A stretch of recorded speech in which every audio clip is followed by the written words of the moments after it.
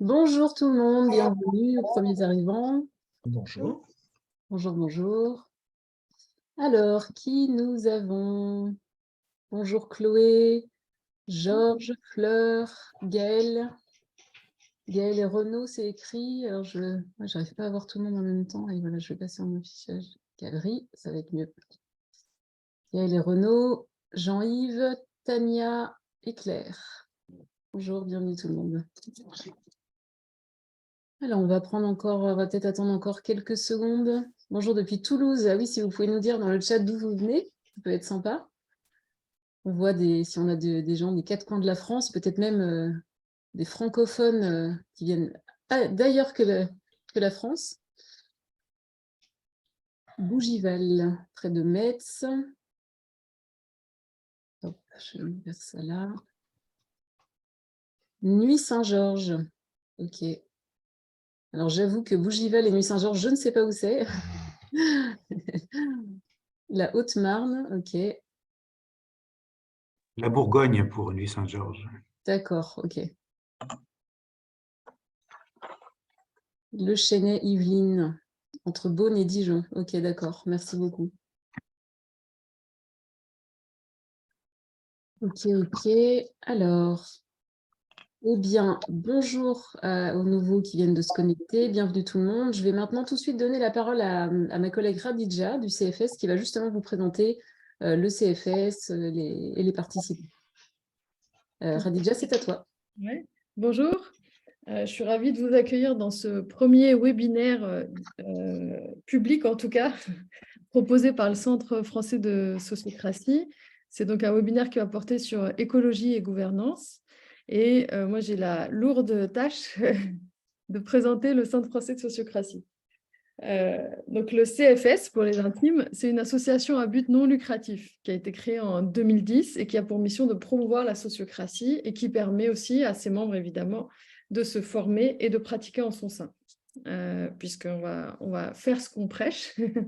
Et du coup, évidemment, le Centre français de sociocratie a un fonctionnement sociocratique.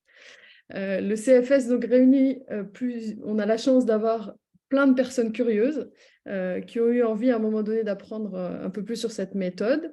Et on a la chance d'avoir aussi des experts, dont vous aurez dont deux aujourd'hui qui vont animer ce webinaire, des professionnels et des personnes qui pratiquent un peu la sociocratie dans différents domaines, que ce soit les entreprises, le secteur public ou le monde associatif, par exemple. Donc le Centre français de sociocratie donne vraiment la possibilité d'approfondir nos compétences, de créer des liens suivant nos centres d'intérêt, nos domaines d'engagement et les territoires géographiques où on se trouve. Il nous permet aussi de développer des projets communs pour promouvoir cette méthode, puisque on la trouve plutôt intéressante. Le CFS nous donne aussi une possibilité assez intéressante qui est une supervision et un agrément entre pairs qui va permettre aux membres d'avoir un agrément de formateur, de consultant ou de dirigeant. Et ainsi, on a une garantie de la qualité de la transmission de la méthode et une manière d'approfondir et de s'améliorer. Alors aujourd'hui, on est 4 membres du CFS. D'abord Nathalie, qui vous a accueilli. C'est elle qui a géré toute la communication, les relations, qui vous a écrit, qui vous a confirmé les liens Zoom, etc. Donc déjà, un grand merci Nathalie pour cette gestion. C'est la responsable du cercle communication et en dehors du CFS, elle est consultante et formatrice spécialisée en gouvernance et elle est basée à Angers, en Maine-et-Loire. Donc moi-même, je suis aussi consultante et formatrice en conduite du changement et gouvernance. Et je suis aussi membre du cercle communication. Aujourd'hui, je vais être votre soutien technique. Donc, si vous avez des problèmes, c'est à moi qu'il faut écrire. Nos deux intervenants, Axel et Thomas, qui sont aussi membres de notre association, je les laisserai se présenter par eux-mêmes. Et avant justement de leur donner la parole, je voulais juste donner quelques repères sur le déroulé et les règles de fonctionnement qu'on va s'appliquer aujourd'hui. La première chose, c'est que le webinaire est enregistré, donc si vous ne souhaitez pas apparaître, vous pouvez couper votre caméra. La deuxième, c'est qu'on va vous demander de bien vouloir garder vos micros coupés tout au long de la rencontre pour ne pas gêner les autres. L'intervention, elle, va être articulée autour de 4 séquences d'une dizaine de minutes à chaque fois, suivies d'un temps d'échange et de réaction. Donc, à chaque fois, vous allez avoir la possibilité, de réagir oralement. Donc, il y a une commande pour lever la main sur Zoom. Donc, on va vous demander d'utiliser cette commande-là pour demander la parole. Et aussi de poser des questions dans le chat. Et nous prendrons à chaque fois quelques-unes après chaque petite séquence de 10 minutes. Vous dire aussi qu'aujourd'hui, on a un public assez diversifié avec des gens qui sont plus en proximité de l'une ou de l'autre des thématiques et d'autres un peu moins. Nos intervenants ont fait en sorte que chacun puisse apprendre quelque chose et puisse repartir avec quelque chose d'intéressant. En tout cas, c'est l'intention. Et ce qu'on aimerait, là où on aimerait insister, c'est vraiment dire que quel que soit votre niveau de connaissance, toutes vos réactions, toutes vos questions sont les bienvenues. Voilà, avec ça, je pense que je n'oublie rien et que je peux laisser place à l'intervention. Nathalie? Il y a le sondage, je vais te laisser le lancer du coup, Très bien. le sondage d'accueil. Ok, alors on vous a préparé une petite question pour savoir justement ce qui vous a amené à participer à ce webinaire. Donc on va vous laisser une petite minute pour répondre. Donc la question c'est, qu'est-ce qui vous a motivé à venir à ce webinaire? Voilà, vous avez les questions, les réponses, vous avez déjà compris, vous êtes top.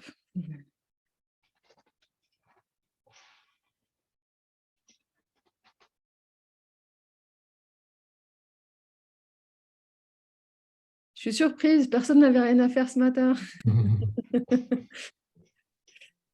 Ok. Il manque une personne qui n'a pas répondu d'après les statistiques de Zoom. Et puis après, on va pouvoir passer à l'intervention. Ok, donc une majorité qui, en tout cas, manifeste un intérêt pour le croisement des deux sujets. Aussi, une bonne partie qui porte un intérêt sur l'écologie, une autre sur la gouvernance, et une personne qui est là par curiosité, parce qu'elle n'a pas compris notre gros mot, là, la sociocratie. Merci en tout cas de vos réponses. Je mets fin au sondage et je vous laisse la parole, messieurs, pour présenter le sujet et développer surtout.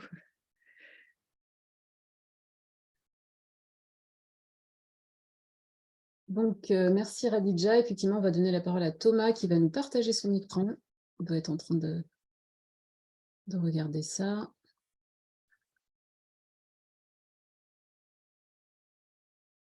Radija, je te laisserai peut-être pendant l'intervention de Thomas regarder s'il y a des personnes qui veulent rentrer, si on est en salle d'attente. Oui, super, merci. Ok, je fais le partage d'écran. Tac.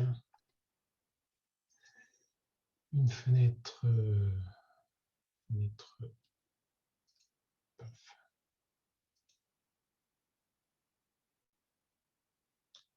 Voilà, est-ce que vous voyez? C'est en train d'arriver. Ça charge pour l'instant.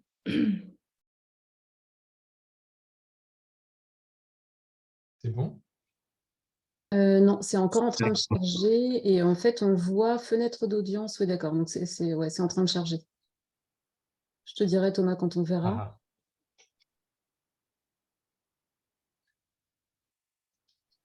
Ouais, on utilise Canva du coup pour diffuser ça. J'espère que ça va fonctionner. Là, apparemment, la page qu'on voit, comme c'est écrit About de point blanc, il n'y a rien qui va s'afficher sur cette page-là. Il faudrait peut-être soit la rafraîchir, soit que le partage s'est fait sur un autre onglet que celui attendu. Désolé. Non, je dis ça parce que je fais beaucoup de Zoom et je suis pas mal animateur de webinaire. Et ça arrive. Alors j'aurais besoin d'un peu de soutien là parce que ça y est, y a un truc. Ça arrive. Donc tu peux appuyer sur afficher en mode plein écran et normalement ça va être bon. C'est ça. Là ça va. Super. Là c'est bon, nickel. contre, moi, du coup, j'ai plus mon texte là. Normalement, vous devez le voir en entier. Ouais, je suis désolé pour la mise en route. Là, vous le voyez quand même. Ouais, nous on voit bien, ouais. Ok, bon, bah alors c'est parti. Parce que moi, j'ai mon truc de lecture en parallèle. La vue présentateur. Voilà, c'est parti. Donc, je vais commencer par me présenter rapidement. Et Radija, merci de mettre dans le chat du coup des références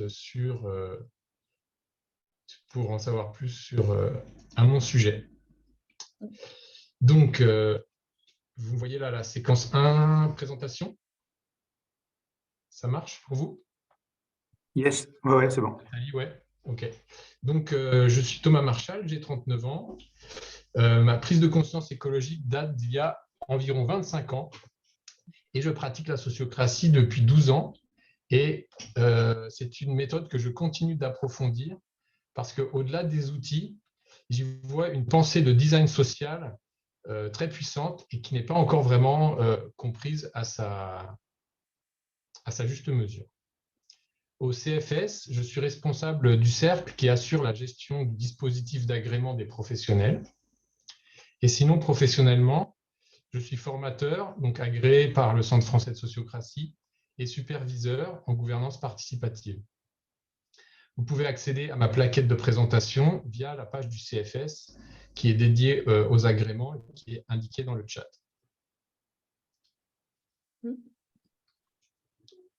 Donc voilà, je vous propose d'arriver dans vos chaussures parce que la question de ce webinaire est très large. Et pour ne pas vous y perdre, je vous invite à vous situer à titre personnel en fonction de votre propre périmètre de responsabilité et d'action, que ce soit à titre individuel ou par rapport à une fonction que vous avez dans une organisation. Et je vais commencer par partager quelques outils d'analyse. Ensuite, Axel présentera des exemples concrets et j'interviendrai à la fin du webinaire avec 3 clés que je propose pour une transformation systémique. Donc, je vais d'abord introduire le thème du webinaire à partir des 2 mots-clés que nous avons choisis, gouvernance et écologie. Donc, gouvernance, ce terme nous invite à regarder, on va dire, dans la direction que le pouvoir de décision n'est pas un monopole de l'État face à une masse d'individus. Il y a en réalité des systèmes de décision qui existent partout dans la société. Et le fonctionnement de ces formes de décision et de ces organisations a des effets à la fois sur les individus et sur les sociétés plus larges dans lesquelles ces organisations se situent. Donc ce niveau-là est un niveau important et qui est souvent finalement laissé un petit peu dans notre angle mort, je dirais. On s'intéresse, on va regarder qu'est-ce que fait l'État, que font les pouvoirs publics, et après on va beaucoup se poser la question de la responsabilité individuelle, mais ce niveau intermédiaire un peu moins, qui va donc d'unités assez petites comme des couples, qui est déjà une petite organisation collective, jusqu'à des entreprises géantes au niveau mondial. Donc des réalités très différentes également.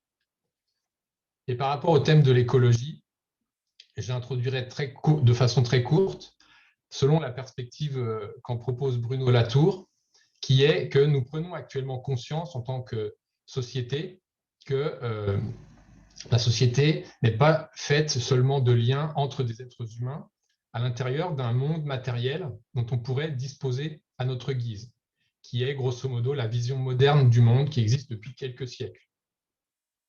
Or, nous savons maintenant que nous avons un impact sur les conditions d'habitabilité du monde dans lequel nous sommes. Par rapport à ce défi énorme, je pense que nous avons besoin d'une pensée systémique pour nous situer dans tous ces tissus d'interdépendance.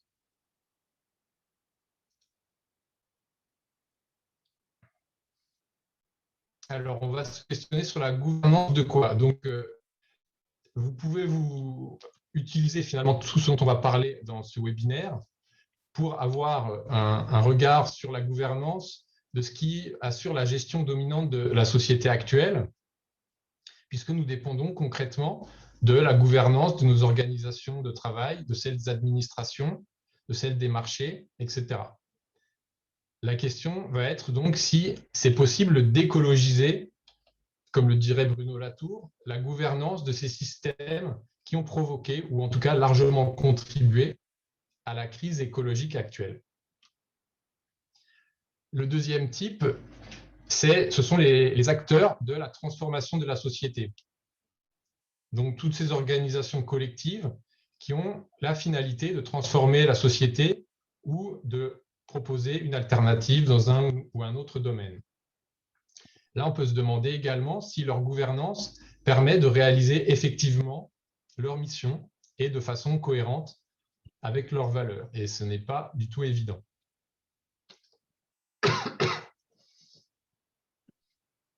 Comment peut-on évaluer ces formes d'organisation collective? En lien avec notre thème, je dirais que bien évaluer, c'est déjà le début du changement. Donc, il est important de poser un diagnostic à partir de critères qui soient eux-mêmes écologiques, comme on peut le faire, par exemple, en permaculture, avant de commencer à faire des plantations. On va essayer donc de questionner l'origine des symptômes qu'on voit au niveau social, au lieu de s'épuiser à lutter contre. Et pour cette évaluation, je suggère 2 points clés. Un point qui est la question de l'équilibre dynamique à l'intérieur de certaines limites, qui est en fait une caractéristique de tous les systèmes vivants. Excuse-moi, Thomas. Ouais. Il y a une personne qui dit, ou plusieurs même, je ne sais pas, qui ne t'entendent pas très bien. Donc, est-ce que tu as possibilité de te rapprocher de ton micro, d'augmenter le son? Eh bien, je suis en face de mon écran, donc je ne vois pas comment je pourrais faire là. Peut-être tu peux juste tenir ton micro juste devant la bouche, tu sais. Alors, je vais... Là, je monte un petit peu le... Est-ce que c'est mieux? Ouais, j'entends bien ici. Ok. Ouais, c'est ça. Moi aussi, j'entends bien. Hein, donc, a priori, c'est certaines personnes. Ben, peut-être tenir ton micro près de ta bouche, comme disait Khadija, si tu peux faire ça. Et puis voilà. Sinon, on va continuer. Ok. Donc, par rapport à cette question donc des systèmes vivants, finalement, au niveau des organisations, ce qui compte le plus, ce qui a le plus d'impact, ce n'est pas de faire des choses positives quelque part à l'intérieur de l'organisation, c'est que la forme d'organisation elle-même puisse être évolutive, pérenne et respectueuse des limites tant internes que externes. Et donc, cette forme d'organisation soit source d'une activité collective qui soit vertueuse pour à la fois la société et le reste du monde. Un deuxième critère, c'est la question de la transparence et de l'alignement des intentions. On se pose la question des intentions parce que nous ne sommes pas des abeilles. Donc, notre société est modelée par nos intentions. L'activité collective d'une organisation est-elle alignée sur des intentions communes, et cela à différentes échelles? Et ça, c'est quelque chose qui se construit, qui n'est pas évident. Ensuite, je vais passer à des propositions pour diagnostiquer finalement quels seraient les obstacles à cette transformation écologique des organisations. Comme je le montre dans mon article sur le site du CFS, il y a un diagnostic habituel selon un critère verticalité-horizontalité qui ne marche pas très bien. Hindenburg nous montre une autre piste qui est de constater un obstacle dans un schéma de relation qu'il appelle maître-serviteur, qui est une forme d'exercice du pouvoir très fréquente dans les sociétés modernes. Elle se traduit par exemple, le lien de subordination qui est constitutif du contrat de travail, ou encore le pouvoir des associés ou des actionnaires d'une entreprise sur cette entreprise, le pouvoir politique sur son administration, ou encore le pouvoir d'un donneur d'ordre sur un sous-traitant qui dépend de cette autre entreprise. Donc, on le trouve à de nombreux endroits. Et c'est très profondément ancré, puisque c'est quelque chose que nous apprenons dès l'enfance, à travers le pouvoir de l'enseignant sur l'élève qui nous entraîne à l'obéissance. Ce schéma de base compose des hiérarchies linéaires descendantes. C'est une structure qui est en soi, selon Hindenburg, déséquilibrée et qu'on peut même dire propice aux abus.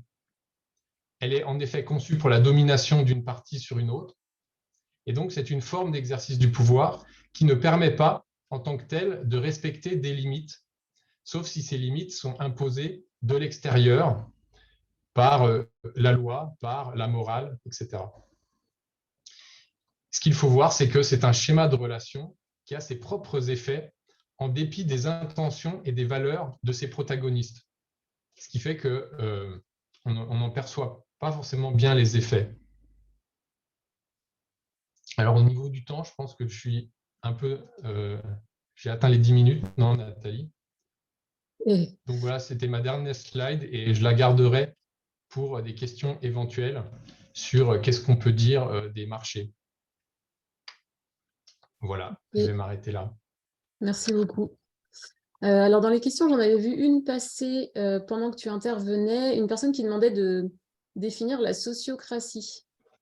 Alors, je ne sais pas si du coup l'intervention de Thomas a répondu à cette question ou si ce serait toujours nécessaire. Oui, bah, je peux. Ouais, en Je quelques vais mots. arrêter le Ouais. partage d'écran.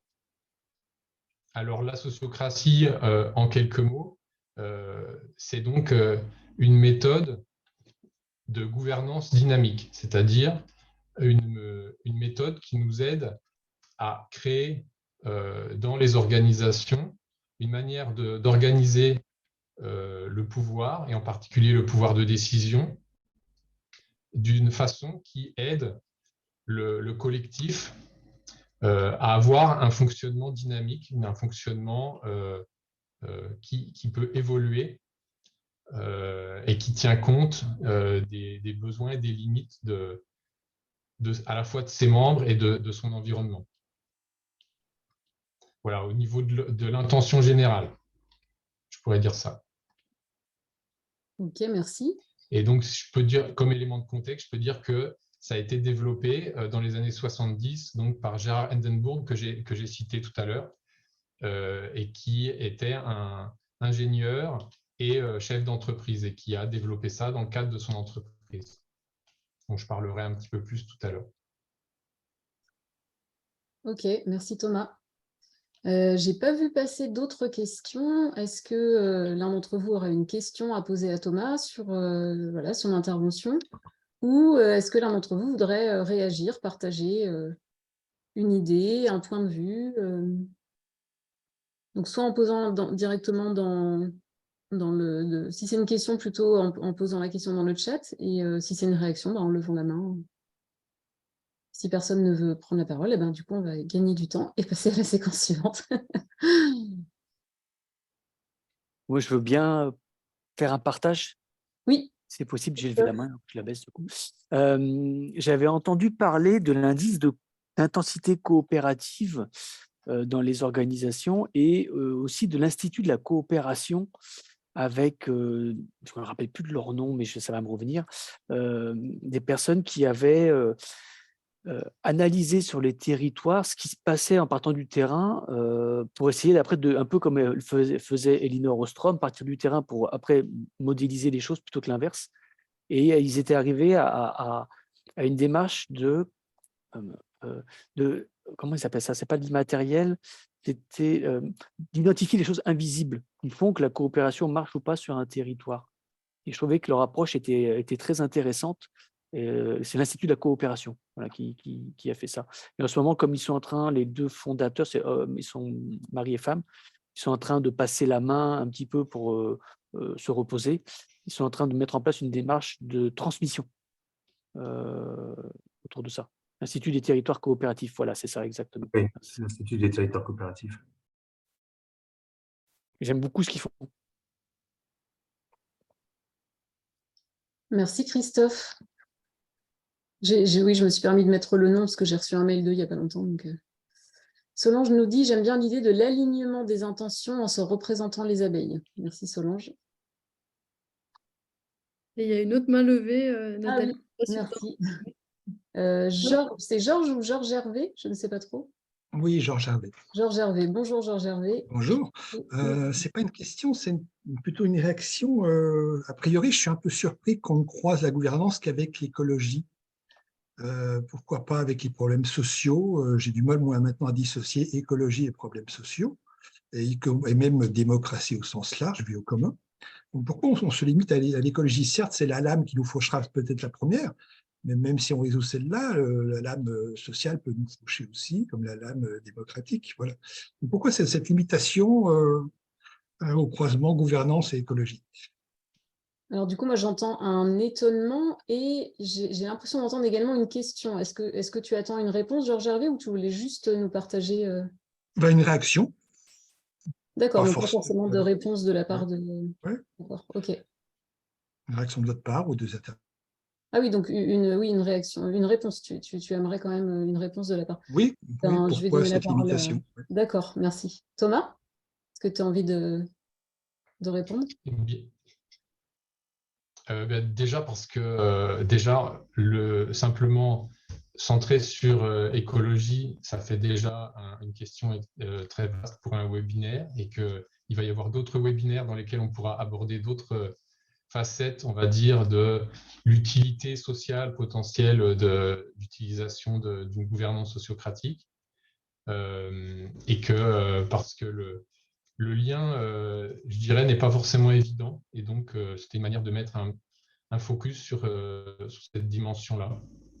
Mais je suis d'accord que à partir du moment où on rentre dans une perspective systémique, les choses ne sont pas découpées, et la question, par exemple, de la santé au travail, en fait, pour moi, fait tout à fait partie de ce dont je parlais en parlant d'un système qui tient compte des limites, y compris les limites de ses membres. Voilà. Merci Thomas. Une autre question de Solange. Qu'entend-on derrière écologie? Est-ce que tu pourrais donner du coup ta définition? Eh bien, donc là, la question que j'avais introduite au démarrage, qui était voilà, cette prise de conscience que Bruno Latour appelle un changement de cosmologie, c'est-à-dire un changement de notre perception du monde dans lequel nous sommes. Que nous découvrons que nous sommes à l'intérieur d'un monde limité, que nous sommes des terrestres, que nous ne sommes pas voilà, des espèces comment dire, d'êtres supérieurs qui peuvent dominer à volonté le monde matériel. Nous sommes des terrestres parmi d'autres terrestres, et que nous avons besoin de faire avec. Voilà, et donc c'est une nouvelle manière de nous représenter notre place, je dirais, dans le monde, qui devient nécessaire, on va dire, et si on ne veut pas le voir, on va l'apprendre à nos dépens, à travers de plus en plus de catastrophes. Voilà. Merci Thomas. Il est temps qu'on passe à la séquence suivante. Donc maintenant, je vais donner la parole à Axel. Donc Axel, est-ce que tu veux bien tout d'abord te présenter, s'il te plaît? Oui, pas de souci. Merci Nathalie. Merci à Thomas pour avoir posé les bases générales de la discussion pour qu'on puisse poursuivre et rentrer peut-être plus dans quelques expériences ou exemples qui croisent pas tout à fait la question de la sociocratie et de la transition écologique, mais qui permet de voir comment on peut aussi engager, notamment comme l'évoquait un des participants, Christophe, je crois, qui pose la question sur l'Institut des territoires coopératifs, voilà, le couple Beauvillard, Anne et Patrick Beauvillard, qui sont les porteurs de cette démarche. Alors, donc moi, Axel Hotelet, donc d'où je parle, alors j'ai une approche un peu plurielle de ces questions, à la fois de manière un peu théorique comme sociologue, mais également comme aussi praticien, consultant qui accompagne les territoires dans leurs projets, on va dire, leurs projets de territoire. Et là, plus précisément, comme directeur d'une agence régionale pour l'environnement qui s'appelle Alter Bourgogne-Franche-Comté, et qui est donc une agence qui travaille avec la région sur les politiques publiques, qui est un observatoire en fait des politiques publiques de la transition écologique et qui anime des réseaux régionaux sur les questions d'eau, d'alimentation, etc. Voilà, pour faire court. Alors, en quelques mots, donc du coup, alors je ne sais pas, Nathalie, si tu partageais les slides éventuellement qui permettent d'illustrer un petit peu les choses. Donc, voilà, qu'est-ce qui coince, qu'est-ce qui fonctionne bien et à quelle échelle? Donc, c'est vrai que la question de l'écologie, de la transition écologique, quelque part, elle met en branle, elle met en contradiction un certain nombre d'intérêts antagonistes. Mais dont l'enjeu de la discussion de ce matin est de faire en sorte que ces intérêts antagonistes puissent faire un pas les uns vers les autres et tentent progressivement de se rassembler. Pourquoi? Parce que tout le monde le sait, et on ne va pas se faire peur, mais la surface de la Terre habitable, elle va se réduire. Et on le sait, aujourd'hui, c'est inextricable. Enfin, le GIEC est quand même relativement clair sur ces différents rapports, et sur les derniers rapports nous montrent que l'emballement va même au-delà et plus vite que ce qu'ils avaient envisagé auparavant. Et qu'on a des territoires aujourd'hui qui vont être sous les eaux, etc. Donc, on va devoir quelque part rassembler en fait une population toujours plus nombreuse. Aujourd'hui, 7-8 milliards, à l'horizon 2100, on nous a annoncé des 10-11 milliards. Bon, on ne sait pas bien ça, la démographie, elle est toujours pas toujours très claire, puisqu'il y a des événements qui font que peut-être les prévisions, les prospectives sont peut-être pas tout à fait celles-là. Mais en tout cas, on voit bien la tendance de ces indicateurs avec une population plus nombreuse et une surface terrestre quand même à partager. Et donc, du coup, la question, c'est comment on va davantage partager à la fois les ressources. Et dans les ressources, il y a la question de l'emploi, je vais y revenir, la question du travail. Et tout ça, quelque part, c'est aussi des éléments qui devaient être intégrés finalement dès le plus jeune âge, c'est-à-dire de penser ensemble, de penser le partage. Si on regarde par exemple des modèles comme les modèles scandinaves d'éducation que Thomas connaît bien, on intègre, on fait intégrer en fait dès le plus jeune âge cette capacité à travailler ensemble pour effectivement faire en sorte que les clivages ne soient pas trop lourds pour les années à venir. Alors, s'il y a bien un sujet qui est au-dessus de la pile en matière de transition écologique, c'est celui de l'eau. On anime à notre niveau, nous, un réseau qui s'appelle CapTer, un réseau régional qui consiste à croiser à la fois la question des captages d'eau et des projets de territoire, et de faire en sorte que les collectivités intègrent la problématique de l'eau comme un fil conducteur en fait de toute leur politique publique. On sait bien que on peut réussir à survivre un petit peu sans manger pendant quelques jours, on peut éventuellement respirer de l'air qui est moitié pur, on arrive à peu près à s'adapter. Si on n'a plus d'eau, c'est toute vie terrestre qui s'arrête, clairement. Alors, il y a de l'eau, il y en a partout, hein, je vois derrière Georges Hervé, il y en a plein d'eau sur son image, mais celle-ci n'est pas complètement comestible, n'est-ce pas? Donc, on a un vrai sujet autour de ça. Or, les intérêts antagonistes fait que le débat aujourd'hui autour des bassines, par exemple, hein, et de la succion de la nappe phréatique pour l'intérêt agricole, hein, qui est un intérêt évidemment hein, important, eh ben, pose des questions, et vous avez pu voir malheureusement par les différents l'actualité récente que ça peut du coup se crisper très fort, voire aller vers des conflits assez violents. Et donc cette question-là, comme la question des énergies, comme la question alimentaire, met en contradiction ou en débat en fait cette question des intérêts antagonistes. Et surtout, il y a bien un sujet autour de cela qui est celui de l'économie et de l'emploi, puisque souvent on a tendance à dire mais on ne peut pas arrêter un pan de l'activité économique, la production de la bagnole, de l'aviation ou autre, parce qu'on va mettre au chômage énormément de monde et on va créer des difficultés économiques dans les bassins de vie et dans les territoires. Et ben finalement, quand on regarde ce qu'est aujourd'hui la structure de l'économie verte, il y a un économiste qui s'appelle Jacques Lecacheux qui l'a montré que entre 2012 et 2016, c'est-à-dire en l'espace de 4 ans, c'est 3 millions d'emplois de plus dans les pays de l'OCDE en matière d'économie verte. Donc, on voit bien que on peut substituer des questions qui sont quand même des questions qui peuvent être conflictuelles, notamment autour des enjeux de l'emploi, à essayer de les convertir vers des emplois dans l'économie verte. Et il y a aussi un autre rapport que je vous invite à regarder, qui est le plan de l'économie, le plan de transformation de l'économie française du Shift Project, qui montre que effectivement, on peut substituer un certain nombre d'emplois aujourd'hui par de nouveaux emplois dans des nouvelles formes de mobilité, dans des nouvelles formes de consommation, etc.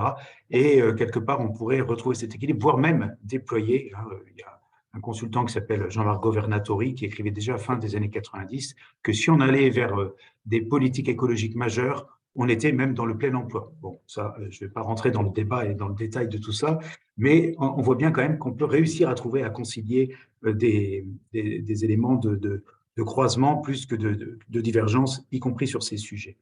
Je passe à la slide suivante, Axel. Oui, tout à fait, oui. J'allais te le dire. Impeccable. Donc, les équilibres à trouver, les équilibres dynamiques à trouver dans les limites, quelque part, pour faire tout ça, c'est ce qu'on appelle le dialogue. Alors, quelqu'un parlait du social, effectivement, la transition écologique et la justice sociale, c'est un vrai sujet.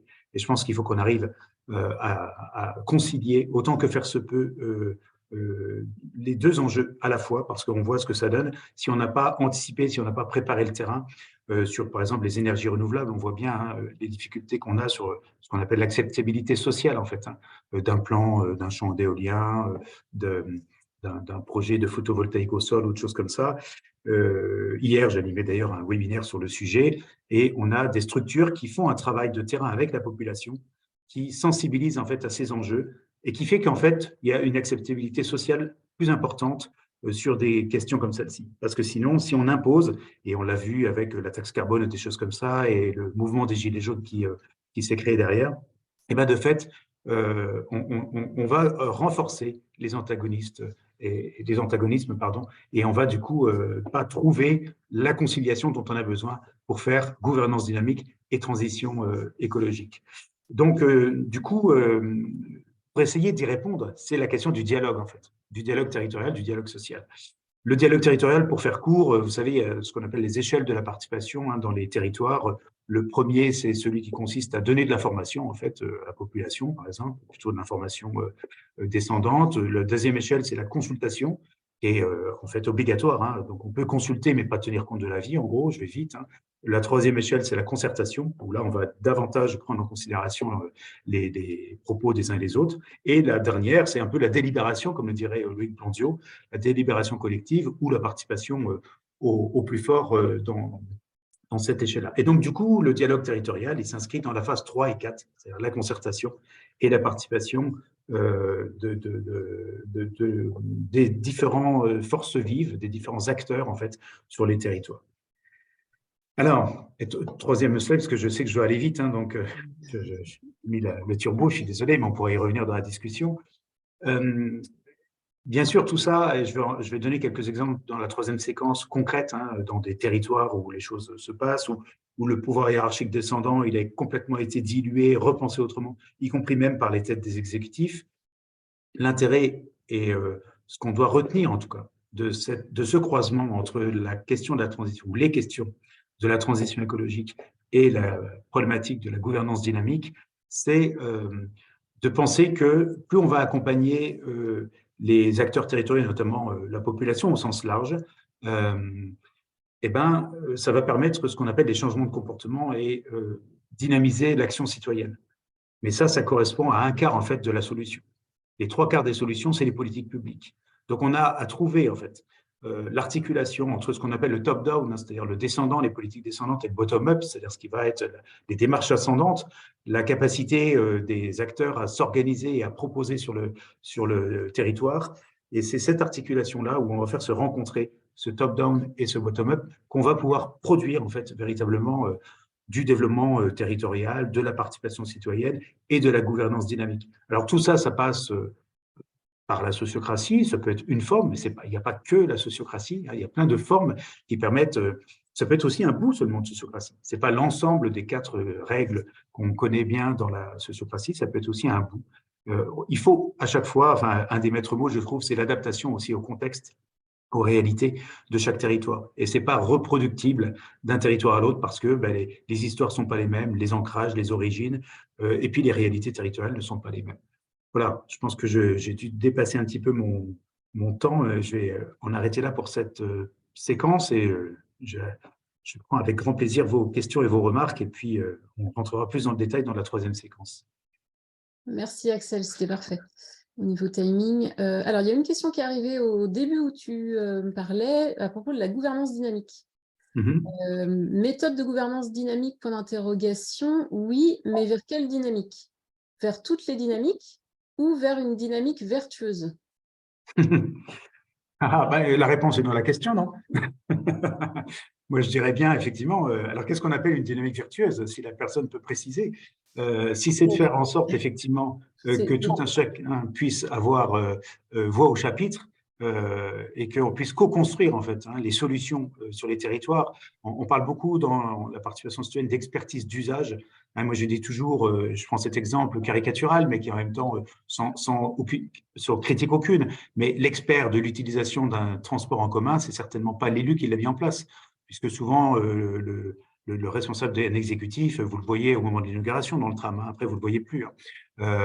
Donc en fait, qui vous voyez dans le tram ou dans le train ou que sais-je encore, enfin dans le TER, ce sont les usagers du quotidien. Et ceux-là sont des experts en fait de quels sont les quartiers à désenclaver en priorité, quels sont les cadencements dont les gens ont besoin, etc. Et donc, on a besoin de construire, évidemment, ces politiques publiques avec ces acteurs, parce que c'est effectivement, au bout de la chaîne, toute politique publique ou tout service public est mis en œuvre au service des citoyens, et normalement pas au service de quelques intérêts particuliers. Merci Axel. Est-ce que Tania, ça répond à ta question? Oui, je trouvais ça important de pouvoir la préciser parce que méthode de gouvernance dynamique, aujourd'hui, quand on parle d'écologie, en fait, on n'a pas tous les mêmes objectifs ni les mêmes impacts, en fait. Donc aujourd'hui, on est tous conscients qu'il faut évoluer et aller vers l'écologie, que ce soit l'eau, l'alimentation, tous les secteurs, notamment les 17 ODD. Mais des fois, vous êtes non loin de savoir, la grosse problématique dans laquelle on tombe, c'est celle du greenwashing, en fait. Donc, c'est pour ça que je tenais à préciser, du coup, la gouvernance dynamique, mais est-elle vertueuse ou pas? Est-ce qu'on va au bout du process ou c'est encore une petite photo qu'on fait pour chacun? Merci. Merci Tania. Est-ce qu'il y a... Alors, il y a Marc qui a levé la main. Est-ce que c'est une question, Marc, ou une réaction? C'était une question et en fait, Tania, si je n'écorche pas son nom, vient presque d'y répondre puisque j'allais demander à Axel quel était son avis, comment est-ce qu'il percevait les choses concernant les problèmes d'acculturation à la question de l'écologie d'une manière, à son sens là, le plus large. Parce que quand j'entends dans ton rapide exposé qu'il y a des intérêts qui sont divergents, je me questionne autour de ce que veut dire cet intérêt divergent. Est-ce que ça veut dire que les gens n'ont pas pris conscience que c'était un bien commun qu'on essayait de partager, ou alors chacun a analysé l'information selon son prisme, l'être humain n'étant pas un être rationnel mais un être rationalisant, et donc une capacité à comprendre le réel qui est limité par ses ressources, ses connaissances antérieures et le contexte où il se trouve. Pour moi, la question, elle est dans ton expérience, qu'est-ce que tu entends par intérêt divergent? C'est plutôt ça que j'ai envie de te demander. Oui. Eh ben, comme je l'ai dit, donc par exemple, si on prend la problématique des pratiques agricoles, on a l'agriculteur dont l'intérêt est de faire tourner sa boutique, évidemment, pour lui-même déjà, et pour ses salariés, si c'est une grosse exploitation agricole et qu'il a des salariés, et qu'en l'occurrence, il y a un enjeu de productivité, de rentabilité derrière, parce que comme toute entreprise, si elle n'est pas rentable, si elle n'arrive pas à dégager non pas des bénéfices démesurés, mais en tout cas un équilibre qui permet au moins d'assurer les salaires de ses salariés, évidemment, la question va se poser de façon assez importante pour lui de son devenir. Et donc, aujourd'hui, les modes de production qui leur sont proposés, parce qu'il y en a plein d'autres et on les connaît tous, j'imagine, autour de l'écran, là, parce qu'on sait qu'il y a ce qu'on appelle du bio-intensif à travers, par exemple, la permaculture, qui a fait cette démonstration avec l'INRA depuis maintenant quelques années autour de la ferme du Bec et Loing, qu'on peut produire et vivre décemment sur 1000 mètres carrés à travers du maraîchage en bio-intensif, en permaculture. Mais c'est encore pas complètement ancré dans tous les esprits, dans toutes les pratiques, et que voilà, les pratiques agricoles, depuis plusieurs décennies maintenant, sont liées aux intrants qui ont derrière l'impact qu'on connaît bien en matière d'alimentation, mais aussi en matière de potabilité de l'eau. La plupart des zones de captage qu'on connaît, nous, dans les territoires, je dis bien toutes les zones de captage sont toutes polluées, en fait, par les intrants. C'est la première. Alors, il y a un peu d'industrie qui agit évidemment sur la qualité de l'eau, mais c'est surtout les intrants chimiques des pratiques agricoles. Je n'incrimine pas du tout les agriculteurs, hein, loin de là. Mais du coup, quand vous discutez avec eux, effectivement, cette question-là, elle revient systématiquement. C'est dire comment on arrive à transformer le modèle. Alors aujourd'hui, il y a ce qu'on appelle du désherbinage mécanique. Il y a des machines, hein, qui permettent de réduire de 70% les intrants, par exemple, qui sont expérimentés. Donc, on a un territoire là qui expérimente ça dans le cadre d'un dispositif qui s'appelle l'Odyssey, pour faire en sorte que les agriculteurs utilisent moins d'intrants, pour faire en sorte que la qualité de l'eau revienne progressivement. Donc, il y a plein de pratiques, et évidemment, ça nécessite une acculturation. Et ils ont besoin, en fait, surtout chez les agriculteurs, j'ai envie de dire, si on reste sur ce sujet-là, hein, qui sont assez pragmatiques et qui ont besoin de voir la réalité de tout ça. Est-ce que demain, j'ai la même capacité de rentabilité et de productivité avec ce que vous nous proposez là en matière de nouvelles techniques? Et est-ce que cette nouvelle technique fonctionne? OK, elle a fonctionné chez le voisin d'à côté. Donc, si ça fonctionne, je peux m'y mettre, etc. Donc, l'idée, c'est de faire effectivement essaimage et boule de neige. Donc, ça, c'est un exemple. Après, il y a tous les enjeux d'emploi, les questions autour de l'emploi, hein, qui peuvent être un sujet très fort, et puis qui est un sujet qui peut même être un objet de conflit, hein, puisque on sait bien qu'il y a un certain nombre de champs d'activité qui sont extrêmement polluants, mais qui sont pourvoyeurs d'énormément d'emplois dans les territoires. Et que transformer l'économie, si on prend par exemple Axel, on est arrivé au terme de… Je te laisse terminer ta phrase, mais… Oui, après… oui, simplement, je parlais autour de l'aviation, puisqu'on sait que ça a été un des sujets forts suite à la crise de la Covid, hein. On est en capacité aujourd'hui de transformer les modes de transport. Il faut aussi bien sûr changer les pratiques, mais ça, je ne vais pas rentrer dans le détail de tout ça, mais il y a vraiment beaucoup d'emplois dans des modes de transport qui sont bien moins impactants en matière de gaz à effet de serre. Mais là, je vous renvoie au Shift Project et à son plan de transformation de l'économie française. Pardon, j'ai un peu dépassé. Merci Axel. Alors, il y a trois questions qui viennent d'être posées, mais là, on va passer à la séquence suivante et je reviendrai du coup sur ces questions après, ou si Thomas, Khadija ou Nathalie, moi-même, on a l'élan d'y répondre dans le chat pendant l'intervention d'Axel, pourquoi pas. Je te redonne la parole, Axel. Je refais mon petit… Tu remets les belles images. Voilà. Alors, donc, du coup, quelques exemples concrets, tout ça qui ne sont pas forcément, comme je le disais, hein, des formes de sociocratie, mais qui tendent vraiment à faire de la concertation et à essayer de partager le pouvoir. Une des communes qui est relativement connue, en tout cas dans les gens qui s'intéressent à la transition écologique, c'est une commune du Nord-Pas-de-Calais, enfin des Hauts-de-France aujourd'hui, qui est Loos-en-Gouel. Juste un mot pour vous montrer l'importance de cette commune dans l'écosystème autour de la transition écologique. Lorsque la COP 21 s'est réunie à Paris, les chefs d'État du monde entier devaient sortir de Paris et aller dans une commune pour voir des réalisations autour de la transition écologique. Et ils devaient aller, je dis bien au passé, ils devaient aller à Loos-en-Gouel. Malheureusement, on était, rappelez-vous, dans la période d'état d'urgence. Et donc, c'était bien trop dangereux et compliqué de faire voyager entre Paris et à côté de Lille tous ces chefs d'État. Donc, ça ne s'est pas passé. Mais ça montre bien comment l'État avait bien repéré cette commune de Loos-en-Gouel qui a été longtemps donc administrée par Jean-François Caron, après son père d'ailleurs, dont je ne me souviens plus du prénom, mais qui était maire avant lui, et qui, lui, a pensé assez vite qu'il fallait faire déjà résilience de ce territoire, qui est l'antithèse en fait de la transition écologique. C'est un bassin minier, donc avec des gens qui globalement avaient plutôt une sorte de, pas de honte, mais une certaine fragilité autour de ce passé, et qui voulaient faire disparaître par exemple les deux terrils qui sont le symbole de Loos-en-Gouel. Et le maire a réussi, lui, à transformer l'essai, à montrer que finalement, on peut faire résilience à partir d'un passé qui est peut-être plus douloureux, etc., et qui était encore l'antithèse de la transition écologique, et en faire plutôt quelque chose autour de la satisfaction et de la fierté même d'appartenir à ce territoire. Et donc, il a converti, en fait, et les deux terrils sont classés au patrimoine UNESCO, patrimoine mondial de l'humanité.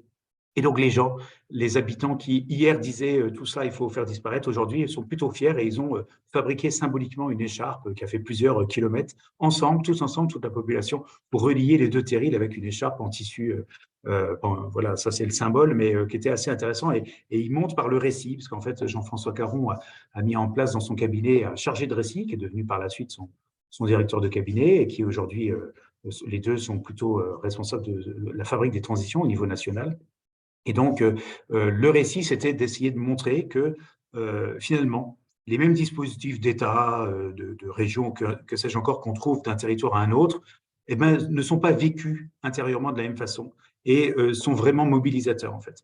Alors, je n'ai pas le temps de développer, hein, parce que je sais que j'ai 3 minutes pour juste cette séquence-là. J'ai dit que rien que le Sangwell, on pourrait en parler pendant des heures. Donc, je vous invite à aller regarder. Il y a un management par la coopération. En fait, Jean-François Caron a pensé depuis le début l'analyse des pratiques de tous ces agents, de la personne à l'accueil jusqu'au directeur général des services. Tout le monde est parfaitement au courant de ce qui se passe en fait dans la commune, était en capacité de répondre aux citoyens à tous les niveaux. Enfin bref, je vous renvoie, il y a des écrits sur le site, sur le management par la coopération, etc. C'est assez novateur parce que dans la fonction publique territoriale, c'est pas tout à fait la culture, on va dire. Et là, il a vraiment instillé une culture tout à fait intéressante. Un autre exemple, on passe de l'autre côté, on va plutôt dans l'Est, en Alsace, région Grand Est, donc avec Kingersheim. Donc là, pareil, le maire, c'est quelqu'un plutôt bien connu, qui a écrit plusieurs bouquins, qui fait un peu maintenant la tournée des Stones au niveau national pour aller témoigner de son expérience, parce qu'il a arrêté la mairie. Donc c'est Joe Spiegel, qui était le maire de Kingersheim, donc est une commune de 13 000 habitants qui borde Mulhouse, on va dire, qui est dans l'agglomération de Mulhouse, et qui, pareil, alors lui, c'est vraiment le modèle de la participation citoyenne en France. Vous y retrouvez tout, en fait, des agoracteurs, son conseil municipal, d'ailleurs, et la forme de la salle est une agora, en fait, où les citoyens peuvent interpeller les élus. Alors, bien sûr, il y a des règles dans la République, donc il faut interrompre le conseil municipal, mais il y a la capacité d'être interpellé. Il fait ce qu'on appelle des diagnostics en marchant avec ses services pour aller au-devant des gens et rencontrer avec eux, faire le diagnostic avec eux dans les différents quartiers de la ville pour repérer ensemble les problématiques et puis essayer de les résoudre le plus rapidement possible. Voilà, il y a toute une série, bon, il a fait aussi un peu comme le fait Jean-François Caron, une sorte de 50-50. En gros, citoyens, vous avez un projet, on vous le finance, mais vous le faites. Donc, il a mis en place un restaurant participatif qui s'appelle les Sheds, qui est pas très loin de la maison de la citoyenneté, d'ailleurs, de Kingersheim, où ce restaurant, en fait, cet espace est autogéré par les citoyens, mis en place et financé par la commune. Et dedans, vous avez une épicerie, vous avez une restauration, vous avez un petit lieu de spectacle pour des petits concerts, du théâtre, etc. Enfin, vous pourrez trouver tout ça aussi sur le site. Troisième exemple, en 2 secondes, Nathalie, juste 2 secondes pour le troisième exemple, c'est Saillant. Saillant, ça me semble aussi assez intéressant parce que là, pour le coup, on est vraiment dans une démarche de gouvernance dynamique.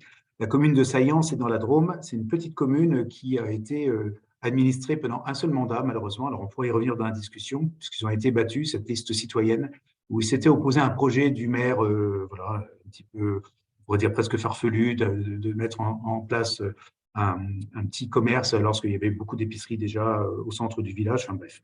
Et donc, les citoyens s'étaient opposés, ils se sont dit, puisque vous allez jusqu'au bout de votre… Parce qu'ils ne voulaient pas revenir sur sa manière de faire. Donc, ils se sont présentés, ils ont été élus. Et ils ont mis en place vraiment une gouvernance partagée avec des binômes d'élus où il y avait un maire, parce que pareil, la République demande qu'il y ait un maire ou une mairesse sur le papier, mais en fait, ils ne se présentaient jamais comme maire, ils étaient vraiment… oui, je vois les exemples, Montsartou, exact, enfin, il y a un certain nombre d'exemples de cet ordre-là. Et donc, ils ont vraiment fait de la gouvernance partagée, 900 séquences de participation un peu dans le mandat, etc., etc. Bon, ils ont été battus. Moi, j'ai été les interroger pour essayer de comprendre le pourquoi du comment. C'était spécifiquement sur un sujet qui porte vraiment la problématique des intérêts particuliers, si on revient sur la question des intérêts antagoniques, qui est la question du PLU, du plan local d'urbanisme, où en fait, mettre quelque part à la discussion générale des sujets qui sont pour le coup très liés à la propriété individuelle. Et là, je pense que c'est aussi un vrai sujet. Du coup, ça fait en sorte, en tout cas, c'est l'analyse que fait un des élus que j'ai interrogé. C'est la raison pour laquelle les gens ont souhaité revenir à des modes de gouvernance beaucoup plus classiques, en fait, et remettre une liste communale beaucoup plus classique par la suite. Mais on y reviendra parce que je n'ai pas le temps de développer.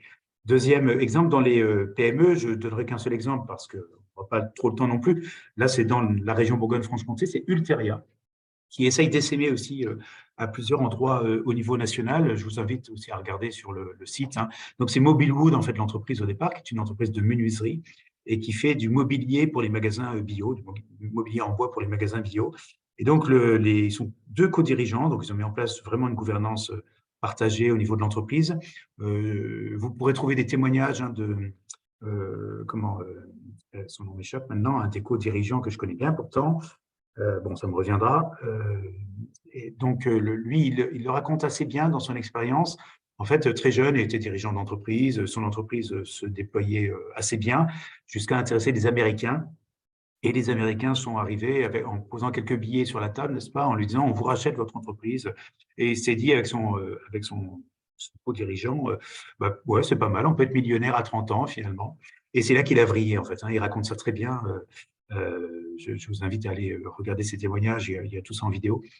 Et c'est là qu'il s'est dit, mais non, en fait, pourquoi vendre et se séparer de quelque chose qu'on a vraiment produit par nous-mêmes, et qu'est-ce qu'il en sera demain aussi des acteurs qu'on a, et notamment des employés, qui sont les salariés territoriaux, en fait.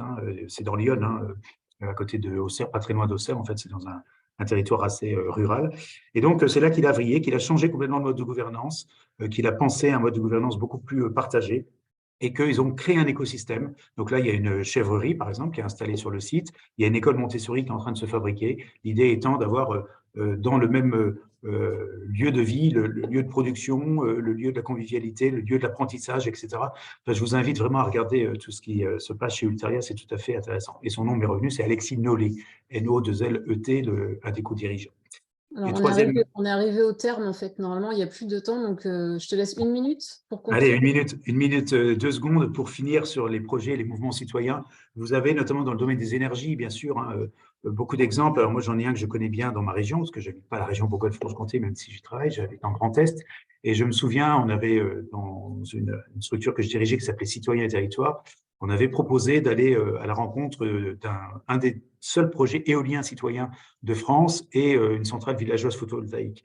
Et du coup, il y a un territoire à côté duquel j'habite, que j'ai suivi un peu de près, où finalement, l'agent de la Comcom qui était venu à cette rencontre s'est dit, mais il faut qu'on lance quelque chose. Et la communauté de communes a lancé en fait le projet, mais très vite a été repris par les citoyens. C'est aujourd'hui une SIC, ça fonctionne très très bien. C'est donc la centrale villageoise photovoltaïque du Saintois. Et donc, autour d'une société coopérative d'intérêt collectif, ils ont monté maintenant ce dispositif. Là, ils sont en train de mettre à disposition donc les toitures. Là, en fait, vous savez, dans les centrales villageoises photovoltaïques, on a des toitures qui sont mises à disposition en fait de la puissance publique. C'est-à-dire que les toitures des privés passent pour alimenter l'énergie de l'école, de la commune, des bâtiments municipaux, etc., ou de l'éclairage public du territoire. Voilà, des exemples comme ça, il y en a plusieurs maintenant, ça se déploie de plus en plus. Et puis, il y a aussi autour de territoires zéro chômeur, mais on n'aura pas tout à fait le temps d'en parler, où là, c'est pareil, ça a été l'émanation en fait des gens au chômage qui ont fait la grève du chômage. Donc là, c'est dans le pays de Colombey, c'est la communauté de communes d'à côté, là, c'est celle où j'habite. Et donc, à partir de la grève du chômage, en disant, il y a des grèves pour les retraites, les transports, les ceci, les cela, et ben nous, on en a marre d'être chômeurs et on va se mettre en grève. Et donc, ils ont créé tout un mouvement qui a permis de montrer qu'ils avaient énormément de compétences à faire valoir sur le territoire. Et donc, ils sont rentrés dans le dispositif, dans le projet des territoires zéro chômeur. Aujourd'hui, on a une 50aine de territoires. À l'époque, il n'y en avait que 10. Et dans les 10, il y avait celui-ci, et qui est devenu par la suite une SIC également, donc co-gérée avec également la capacité des salariés d'être le collège en fait de cette SIC le plus important en fait dans les 4 collèges qui composent cette SIC, c'est eux qui sont en nombre majoritaire en fait dans l'entreprise. Bon, je ne vais pas rentrer dans le détail, on pourrait y revenir dans la discussion, mais il y a pléthore en fait d'expériences, et c'est vrai qu'autour de l'économie sociale et solidaire, dans les différents statuts de l'ESS, on y trouve des possibilités de faire de la gouvernance partagée et de croiser les enjeux transition écologique et gouvernance dynamique. Voilà, désolé, je suis trop bavard, je le savais. Alors, il nous reste un petit peu plus de 5 minutes avant la séquence de Thomas pour répondre à des questions. Alors, je choisis une question de Christophe. Pourquoi, selon vous, l'approche des villes en transition de Rob Hopkins a si peu d'impact? Alors, ça nécessiterait d'élaborer beaucoup de réponses assez longues. Je ne sais pas si ça n'a pas beaucoup d'impact. Ça commence à bouger. Aujourd'hui, on sait bien que la question de la transition, enfin, il n'y a plus un élu, en tout cas dans les élus qu'on rencontre, il y en rencontre une paire quand même, il n'y a pas un élu qui vient contester. J'ai encore quelques climato-sceptiques, y compris en charge de la transition écologique dans des départements quand même, il faut le faire, mais ils sont vraiment minoritaires. Même ceux qui n'y croient pas trop ou qui n'ont pas la culture en fait de base de la transition, eh ben, ils vont quand même toujours proposer, ça va être sur l'énergie, ça va être sur les problématiques alimentaires, ça va être sur des sujets de la construction, de l'éco-construction, etc., il y aura toujours un bout. Alors, ça ne sera pas global. Et c'est vrai qu'une des communes les plus en transition au monde, ça c'est pas moi qui le dis, c'est Rob Hopkins, c'est Ungersheim. Vous connaissez sûrement, hein, c'est l'objet d'un film qui s'appelle Qu'est-ce qu'on attend de Marie-Monique Robin, ou dans sa version courte, Sacré Village. Je vous invite à regarder. Alors, vous pouvez regarder la version courte, elle fait 52 minutes. Elle montre vraiment l'expérience de Ungersheim, qui est une petite commune de 2000 habitants, qui a vraiment, alors là, pour le coup, embrassé tous les sujets de la transition écologique dans sa commune. Il y a vraiment tout, hein, de la monnaie locale jusqu'à le transport des poubelles ou le transport des élèves à cheval, le maraîchage, l'éco-construction, l'éco-quartier, l'éolien citoyen, enfin bref, vous avez la totale. Et Rob Hopkins est venu à Ungersheim, hein, et a dit effectivement que là, on est dans un territoire les plus en transition au monde, carrément. Donc, vous voyez un peu dans des petites communes comme celle de 2000 habitants. Alors évidemment, l'écosystème est beaucoup plus simple à bouger. On est plus en capacité de mettre en mouvement les citoyens dans des communes comme celle-ci que quand on est dans une agglomération de 300, 400 000 habitants, voire plus, où là, les forces antagonistes ou les forces vives, les acteurs à rassembler sont beaucoup plus disparates et beaucoup plus difficiles. Mais voilà, je trouve globalement qu'on a des villes qui sont quand même en mouvement. Alors bien sûr, on a des exemples un peu emblématiques autour de Grenoble, mais aujourd'hui, vous avez Bordeaux, vous avez Lyon, vous avez Strasbourg, vous avez Nancy, même ici, même si je suis assez critique quand même de ma métropole, puisque quand même mon président est le vice-président de la métropole ici, ils viennent d'être encore mis en valeur par l'Union européenne comme une des métropoles les plus en avant sur la question de la transition énergétique. Bon, il y a d'autres sujets sur lesquels on pourrait contester. Sur la transition énergétique, c'est vrai, on va pas se mentir. Voilà, il y a énormément d'expériences dans les villes qui sont en train de bouger, en train de muter.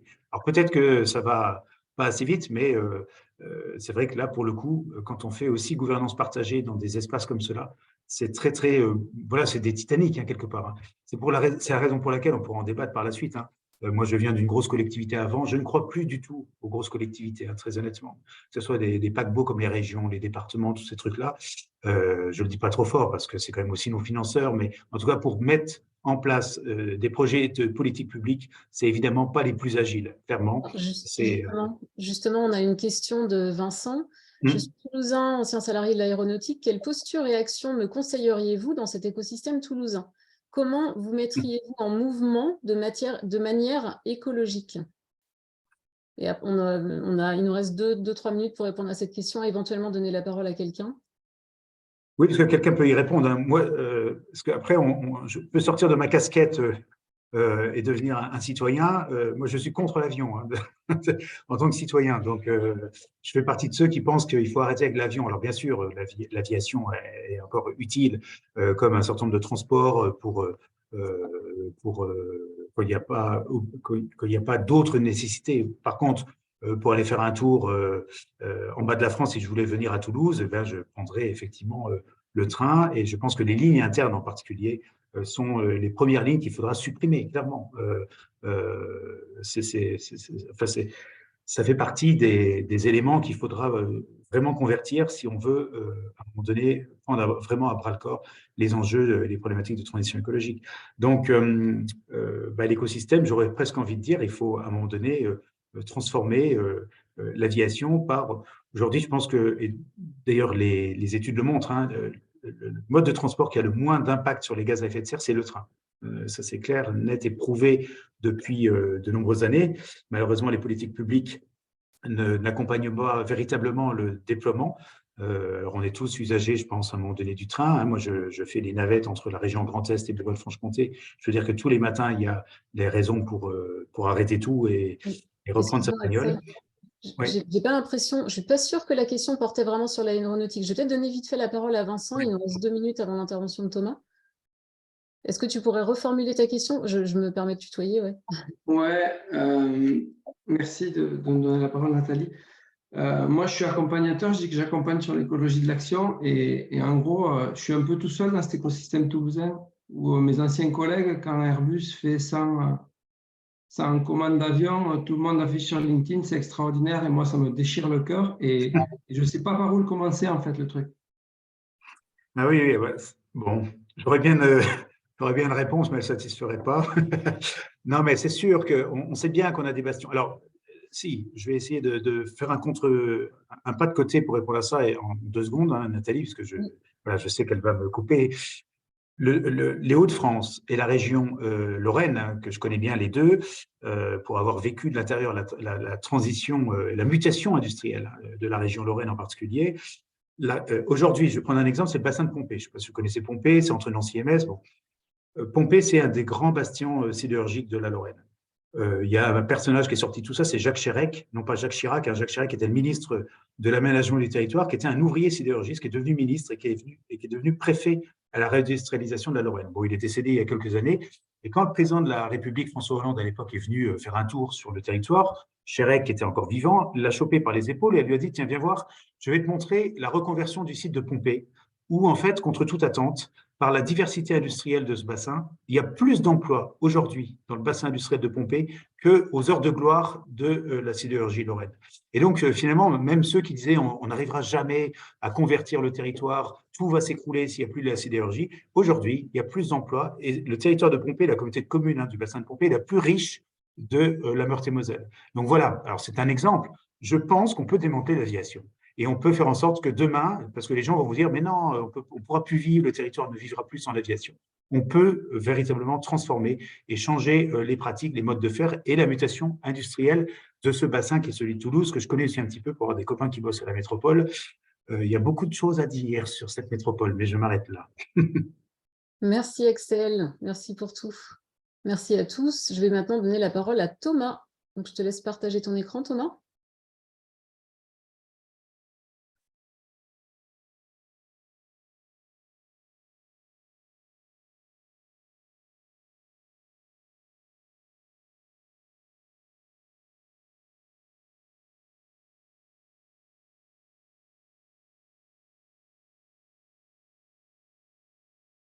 Super, c'est bon Thomas. Par contre, on ne t'entend pas.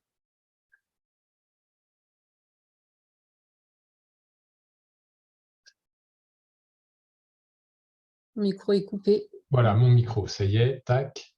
Super.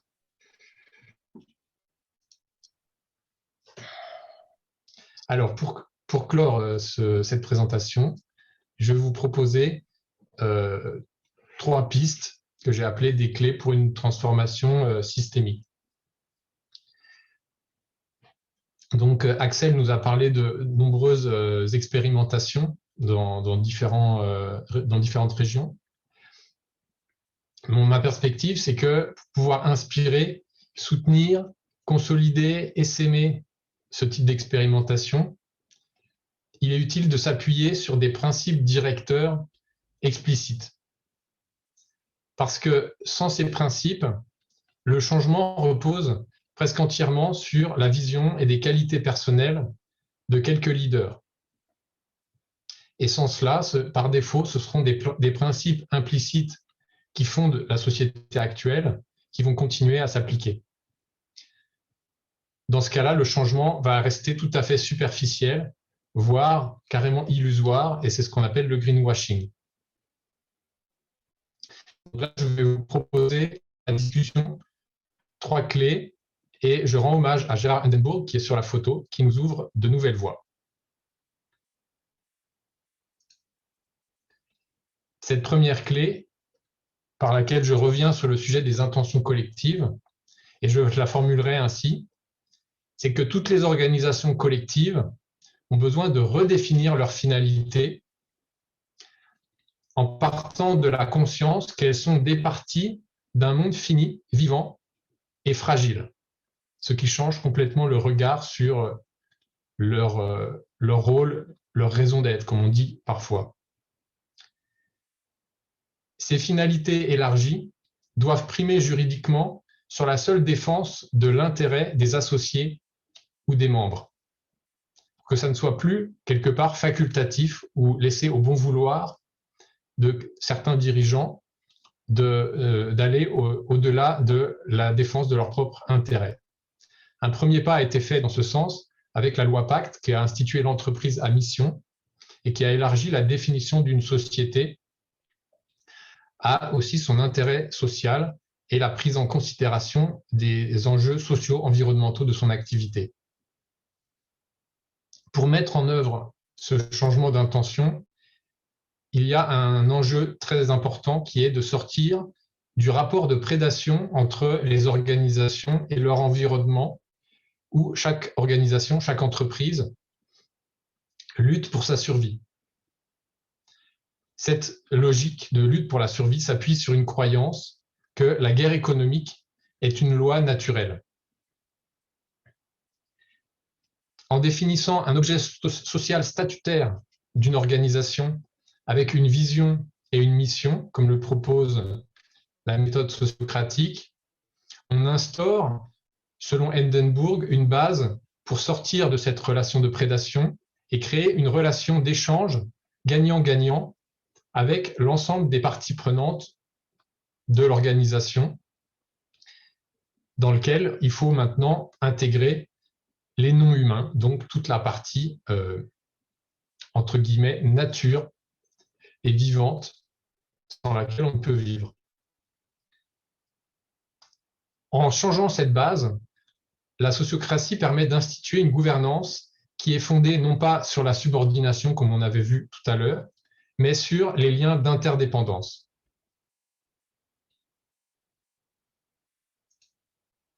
Le deuxième point que je voudrais proposer, c'est la clé du pouvoir décisionnel et de l'autorégulation. Parce que pour moi, une dictature ou une technocratie entre guillemets verte ne sera jamais écologique.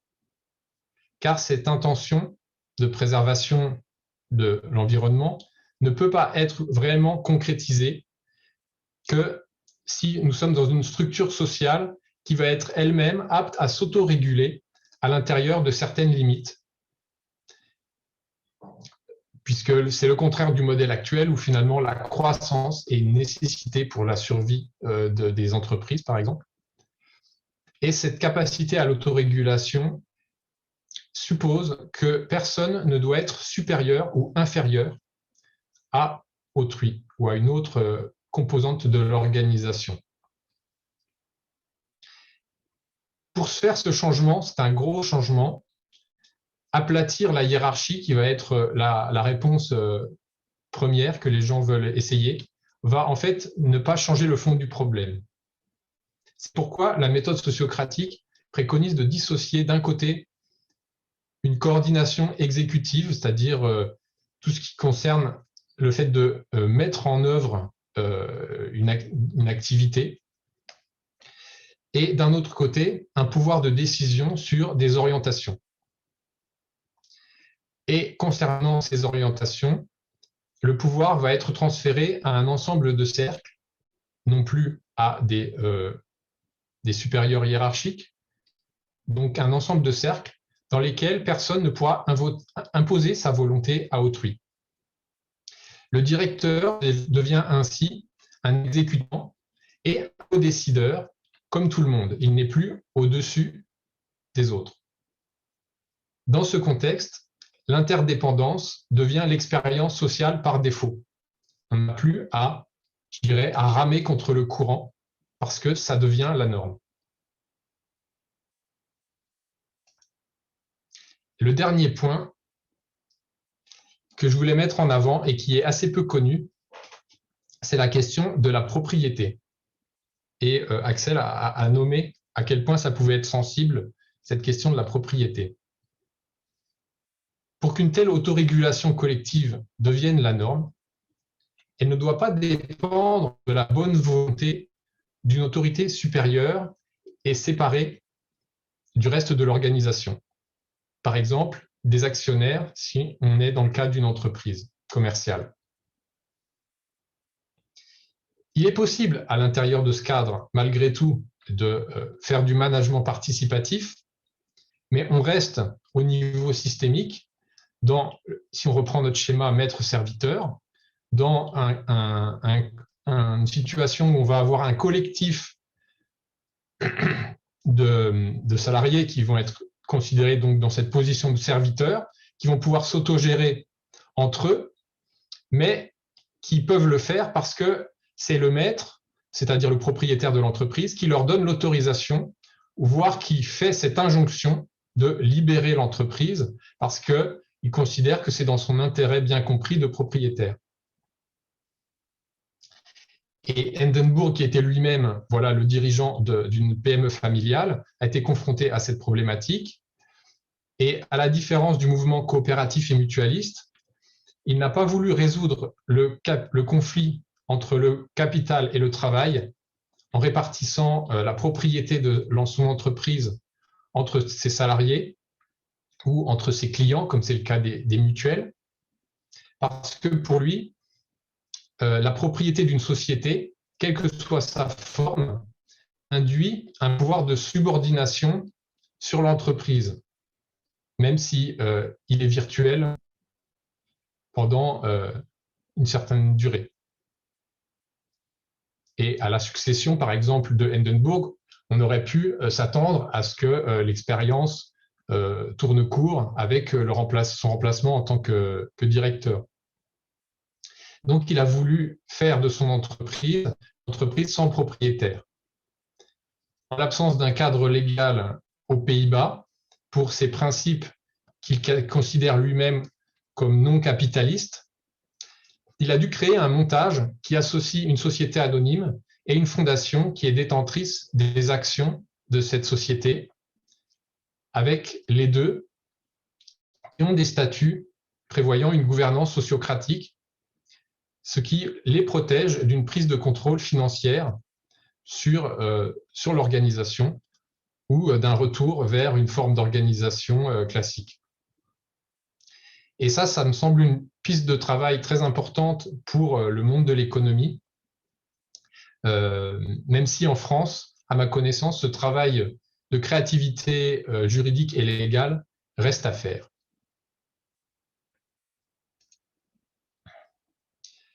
Voilà, j'ai conscience que j'ai amené quelque chose d'assez, condensé, et chaque point pourrait mériter plus vastes discussions, et donc on va le faire à partir de vos questions. Ok, merci Thomas. Alors, je vois des questions qui apparaissent. De Tania, concrètement, on fait comment pour convaincre les élus à agir avec sens en créant un vrai projet de territoire à impact?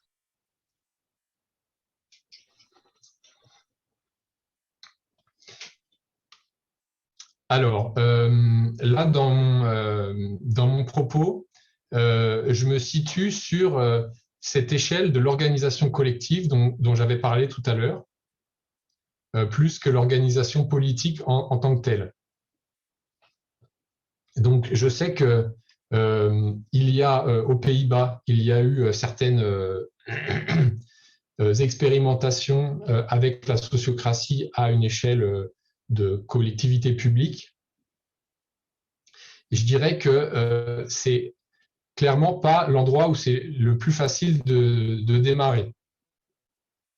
Et que, étant donné la profondeur du changement de paradigme sur la question du pouvoir et de la gouvernance, qui, selon moi, est nécessaire, pas forcément à court terme, mais en tout cas pour la viabilité, on va dire, d'une société à l'intérieur des limites écologiques, on a plus intérêt à créer des espaces ou à transformer des espaces plus souples, plus petits, qui permettent déjà, par exemple, d'inviter des élus à venir dans un espace associatif qui serait régulé de manière sociocratique sur des questions, on va dire, avec des enjeux suffisamment limités pour que les gens se sentent en sécurité de sortir de leurs repères habituels, de façon à pouvoir déjà faire l'expérience de l'intérieur il est possible de sortir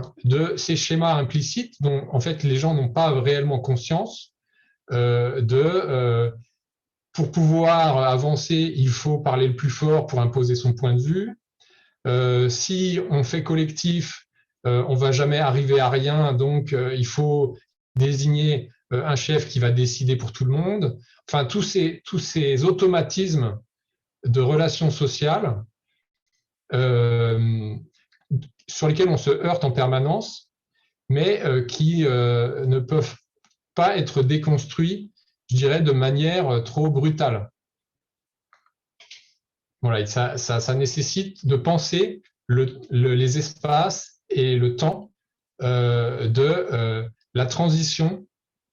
Et donc là, la transition, je dirais, sur le plan humain, pour se déshabituer de ces schémas de domination qui sont considérés, comme je l'ai dit tout à l'heure, comme la nature humaine, quoi, ou les lois de la vie en général, quoi, pour les gens qui sont restés un peu sur le darwinisme social de la fin du 19e siècle.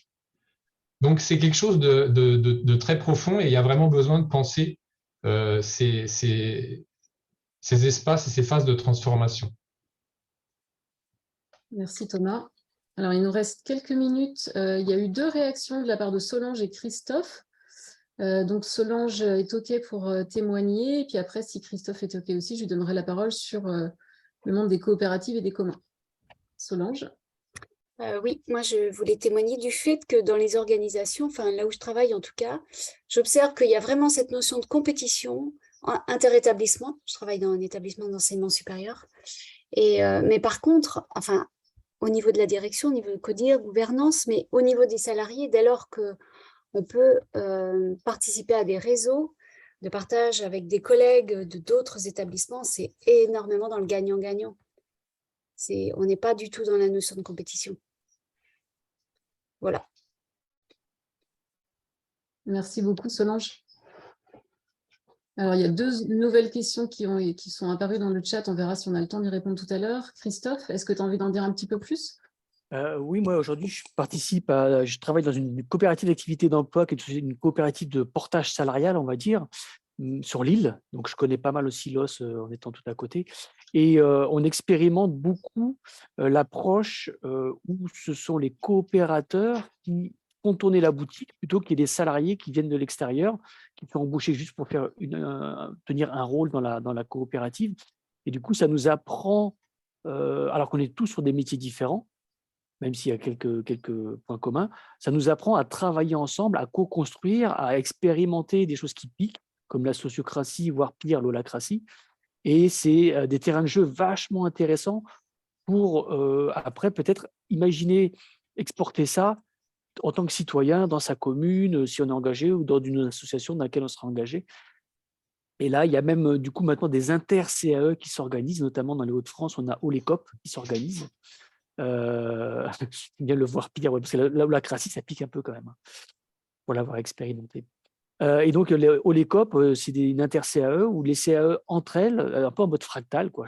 On s'organise ensemble et on essaie de travailler sur les communs, sur comment ensemble on crée des outils, des méthodes qui n'appartiennent à personne et pour autant tout le monde y contribue. Et donc, ça implique derrière tout un système de contribution, rétribution, qui permet aux gens de contribuer, de noter leur temps de contribution et de choisir après en conscience, un peu en mode, comment on appelle ça, participation consciente, est-ce que je veux être rémunéré pour ça ou pas? Donc, c'est très intéressant. Et la coopérative s'appelle Opteos. Ah oui, justement, j'allais poser la question. Parfait. Voilà. Est-ce Donc, que tu c'est des terrains de jeu vachement intéressants. Ouais, je vais. Ouais, merci beaucoup. Merci Christophe. Donc, il y avait 2 longues questions. Alors, il va te rester 1 minute, Thomas, si tu as soit de renvoyer vers un texte ou enfin voilà, il y avait des questions sur les sociétés à fondation actionnariat et une question pour approfondir la clé de l'entreprise sans propriétaire. Est-ce que tu peux me dire en gros quelle est la question? Il y a 2 questions. La première, c'est: tu veux parler des sociétés à fondation actionnariat ? Point d'interrogation. Avec notamment un projet de loi qui est à l'étude soutenue par le cabinet Profil, a travaillé sur la loi Pacte et la raison d'être. Et la deuxième question, c'est: y a-t-il des pistes pour approfondir la clé de l'entreprise sans propriétaire? Eh bien, moi, c'est simplement, comment dire, je ne suis pas du tout juriste et je n'ai pas, on va dire, les compétences pour travailler sur ce sujet-là. À ma connaissance, voilà, parmi les gens du Centre français de sociocratie, on n'a pas eu encore l'occasion pour un ou l'autre des consultants d'accompagner ce travail dans le cadre d'une société commerciale. Et donc, par rapport au cadre légal, la sociocratie a trouvé plus facilement à s'expérimenter, à se développer dans des associations ou dans des coopératives jusqu'à présent. Mais voilà, je pointais ça en tout cas comme une piste de travail à approfondir, en tout cas en ce qui nous concerne en France, pour ne pas rester, on va dire, dans cette dualité entre, d'un côté, on va dire, des entreprises qui font tourner l'économie, dont on est dépendant pour répondre à nos besoins matériels et qui vont nécessairement continuer à être des entreprises mues par le profit. Et à côté de ça, voilà un tiers secteur, on pourrait dire, qui s'occupe des questions sociales et environnementales. En fait, il faut aller vraiment au-delà de cette séparation-là, et que le secteur marchand lui-même rentre dans un nouveau paradigme dans lequel sa responsabilité sociale et environnementale n'est plus juste une question de com et d'image, mais devient une nécessité et devient quelque chose d'opposable aussi en interne par les salariés. Parce que à partir du moment où on décide, par exemple, d'avoir une gouvernance avec des cercles, les salariés vont pouvoir faire des feedbacks et faire des objections sur des projets de la direction qui seraient en dehors des clous de leur point de vue. Merci Thomas. Alors Pierre, je te donne 1 minute pour nous partager ce que tu as envie de nous partager, et puis après on va clore ce webinaire. C'est juste sur la question des sociétés à fondation, actionnariat et sociétés sans propriétaires. Moi, j'ai créé il y a une trentaine d'années même une SARL qui était possédée par 3 associations. Voilà. Donc, c'est possible juridiquement de créer des sociétés commerciales qui sont portées par des structures non commerciales. Voilà. Et Hindenburg, lui, a opté pour la fondation, pour prendre la propriété de son entreprise et qu'elle ne soit pas commerciale, que l'intention de la propriétaire ne soit pas commerciale. Mais ce que je veux préciser, c'est que ça ne suffit pas d'avoir une structure non commerciale. Ça ne règle pas la question du pouvoir de l'actionnaire. Et la sociocratie permet la régulation du pouvoir de l'actionnaire par la question du double lien entre les cercles et de la constitution du conseil d'administration qui est particulier en sociocratie et qui donne aux actionnaires un pouvoir comme les autres de participation à la décision par consentement, mais pas un pouvoir déterminé par les propriétés, la propriété financière de l'entreprise. Voilà.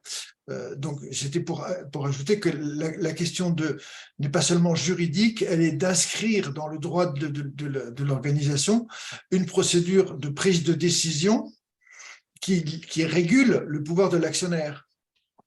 Et c'est ce que propose la méthode socratique de gouvernance. Voilà. C'est tout.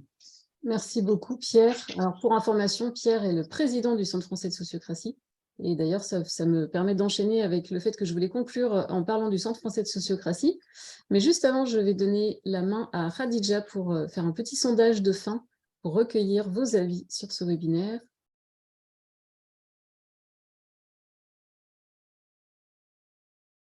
Alors, avec quoi vous repartez ? Je te laisse la main, Khadija, si tu veux commenter. Okay. Et bien, avant de se quitter, justement, on voulait juste prendre 1 minute pour voir avec quoi vous repartez. Donc, première option, j'ai passé un bon moment avec une équipe sympathique. Deuxième option, j'ai appris des choses. 3, j'ai envie d'aller plus loin, voire même de mettre en pratique. Et puis, on peut aussi mettre que je me suis ennuyée du début à la fin, j'ai rien compris ou rien à signaler à chaud. Voilà, il n'y a pas de mauvaise réponse, vous avez le droit de tout choisir. Et alors, il manque 6 réponses. En attendant que tout le monde réponde, je voulais vous demander si vous êtes d'accord, en tout cas pour celles et ceux qui le seraient, de mettre d'activer vos caméras, voilà, pour qu'on prenne une photo avec l'idée de la diffuser dans nos réseaux et de communiquer un peu sur ce webinaire. Donc, aucune obligation. Si ça vous fait plaisir, vous l'allumez. Si ça vous gêne, il n'y a aucune obligation. Donc, voilà. Donc, j'attends juste que d'abord le sondage soit terminé. Donc, je mets fin au sondage. Partager les résultats. Donc, on voit qu'un grand nombre a passé un bon moment. C'est déjà une bonne nouvelle. Vous avez appris des choses et que vous avez envie d'aller plus loin. Et on est ravis parce que je pense qu'on a rempli nos objectifs. Donc, il y a Georges Hervé qui veut poser une question. C'est en lien avec ce que je viens de dire ou... Non, ok.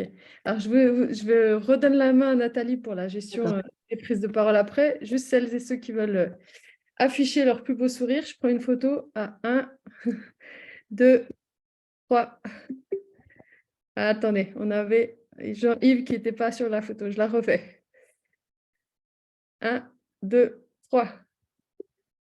Allez, merci. Nathalie, je te rends le micro. Merci beaucoup. Alors, j'ai à cœur de ne pas trop dépasser le timing en tant qu'animatrice pour respecter.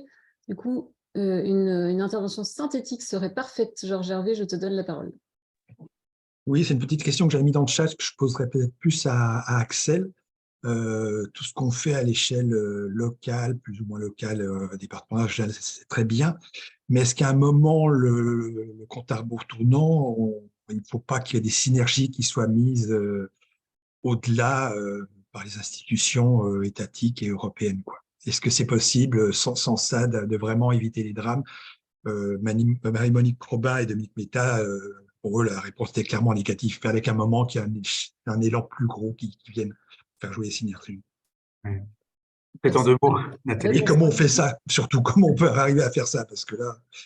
Alors, tout ce qu'on s'est dit là, enfin, comment on peut faire ça? Il y a Alexis de Tocqueville qui disait, vous savez, que l'école est à la science, que la commune est à la démocratie. Elle la met à la portée des peuples. Et je pense qu'en fait, c'est bien, c'est pour ça qu'on a parlé beaucoup du niveau local, que ce soit dans les entreprises, les associations, les coopérations, etc., ou dans les communes, les institutions locales.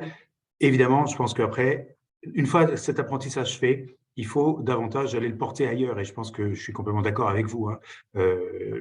L'urgence de la situation fait que ces questions-là doivent dépasser simplement le local et doivent aller se traiter au niveau européen et autres. Alors, on a quelques soutiens et quelques personnes, je pense à quelques députés européens qui viennent, qui sont l'émanation des territoires locaux, qui sont aujourd'hui députés européens, qui sont de ceux qui agissent le plus et se battent le plus contre Monsanto en particulier, pour pas nommer cette entreprise. Et donc, ça existe aussi, hein, il y a des gens, mais comme ils le disent, hein, parce que je les connais bien en l'occurrence, c'est pas facile de faire bouger le Parlement européen et la Commission européenne en particulier. Mais voilà, je pense qu'il faut qu'on puisse garder, en tout cas, cet apprentissage, parce que, comme l'a rappelé à nombreuses reprises Thomas, ça s'apprend, hein, on n'est pas citoyen, on le devient, comme on dit, donc tout ça, c'est de l'apprentissage. Mais effectivement, une fois qu'il est un peu ancré et acquis, il faut le mettre à une autre échelle, clairement, parce que ce n'est pas nos petites actions locales, notre petit maraîchage, même s'il y participe, ce n'est pas avec ça qu'on va transformer l'essai qui, effectivement, demande aujourd'hui des actions d'ampleur. Je pourrais ajouter, Nathalie, une courte référence sur un article que j'ai trouvé très intéressant de Elinor Ostrom, qui a été traduite en français sur, j'ai oublié le nom de ce site, sur la question des échelles d'action.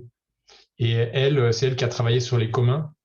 Et elle explique très bien, en fait, dans son article, comment on surestime finalement le pouvoir de ces niveaux supérieurs de l'organisation sociale, étatique, etc. Et qu'en fait, il y a vraiment besoin de penser la conjonction des changements à toutes les échelles, parce qu'il n'y a en fait aucune échelle sur laquelle, comment dire, qui détermine l'ensemble des autres. Et là où les politiques bloquent, c'est des choses qui n'ont pas été traitées à un niveau inférieur également. Et pour moi, le fait d'avoir, avec la sociocratie, une méthodologie assez claire et assez simple, elle permet justement de penser ce changement d'échelle et la comment on pourrait dire, le fait de faire travailler ensemble sur un niveau assez élevé des représentants de filières entières, des représentants de filières économiques, des représentants d'associations environnementales, des représentants de pans entiers de la société, et de les faire travailler entre eux de manière sociocratique, ce qui fait que derrière, l'élu, finalement, il n'a plus qu'à constater que les gens se sont déjà mis d'accord entre eux et qu'il ne va pas avoir de problème pour comment dire, trancher plus loin que ce qu'il aurait fait tout seul du haut de son fauteuil, quoi. Ok, merci beaucoup Thomas. Alors, en conclusion, j'avais envie de revenir sur le Centre français de sociocratie. Donc, pendant ce webinaire, on a parlé de beaucoup de sujets, mais du coup, on a vraiment abordé le fait que voilà, la gouvernance, elle est vraiment au cœur de beaucoup d'enjeux aujourd'hui, notamment écologiques, celui dont on a parlé aujourd'hui. Et donc, on est vraiment sensible à toutes ces questions dans le Centre français de sociocratie. Donc, le Centre français de sociocratie, c'est une association qui peut être rejointe soit en tant que particulier qui s'intéresse à la sociocratie, soit en tant que professionnel qui travaille en lien avec tous ces sujets autour de la gouvernance. Donc voilà, je vous invite à aller faire un tour. Je crois que Radija avait publié le site internet. Donc voilà, si ça vous intéresse. Et puis sinon, on va publier régulièrement. On va faire des webinaires, 2 ou 3 par an, 3 ou 4, je ne sais plus. On publie des infographies, des articles sur les pages LinkedIn, sur le blog, sur la partie blog de notre site internet. Voilà, on essaye d'agir tels des petits colibris autour de toutes ces questions. Voilà, donc peut-être redonner vite fait la parole à Axel, Thomas, Radija, et puis à qui veut pour dire un au revoir. Et après, on va se quitter et rejoindre nos vies tranquillement. Axel ? Oui, non, merci beaucoup pour votre participation, pour les échanges. J'ai vu le message de Pierre et auquel je souscris. Effectivement,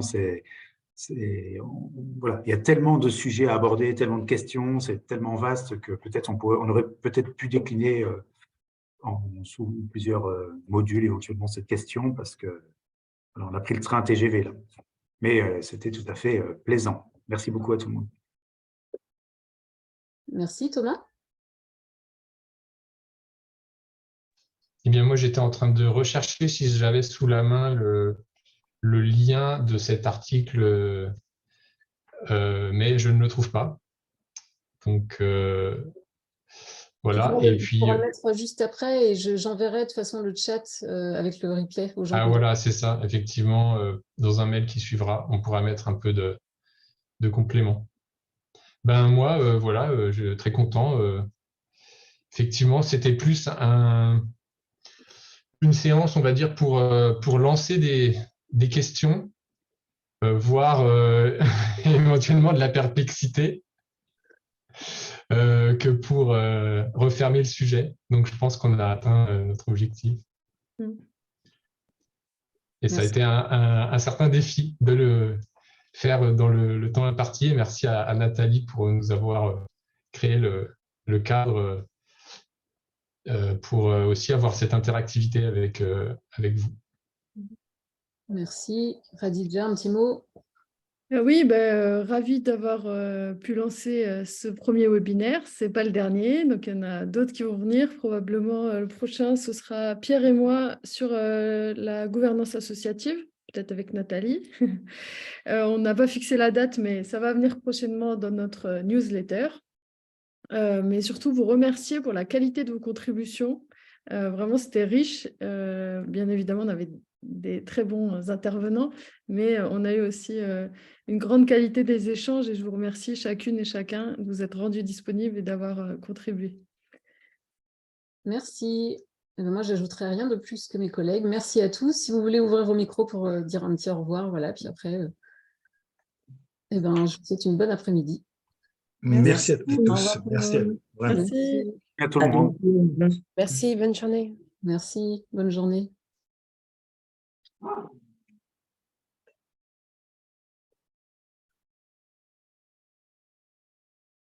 Merci, salut Aurélien.